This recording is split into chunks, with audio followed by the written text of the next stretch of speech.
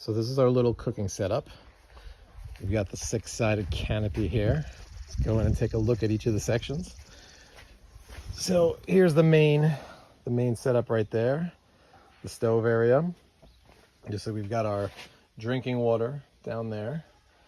We put shoes underneath when they get wet because it gets a little cool. We've got these side flaps. We've got our gas back there. A little space for a chair on this side. This is our cleaning station. We've got the 3 buckets for wash, rinse, and sanitize. We keep our hand sanitizer there. Trash is there. That's our dishwashing soap and some bottles for water.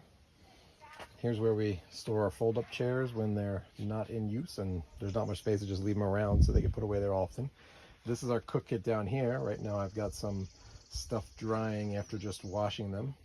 And this is where we store stuff and also eat. So you'll see there, that is our Camp Chef stove. It fits over 2 burners and you can cook pizzas and stuff in it. We've been keeping our silverware and whatever up there.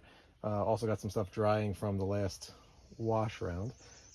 We sit on the actual cook kit, so that becomes a chair when we're eating, and we can eat over there. And we have some storage space under there for various camping stuff. And then back here we've got our food storage. It is outside of the canopy in case any raccoons or whatever try to get into it. We don't want them ripping through the canopy's netting. That's obviously the storage for stuff that doesn't need refrigeration, and then we've got this for stuff that does. We do also lock those 2 containers outside at night, just in case any raccoons come. Sometimes they can be pretty wily and they can open things. We hang a whole lot of stuff. We got a drying line here in the middle. That's the cover for the stove, and just various things hanging all around the top. And that is our setup.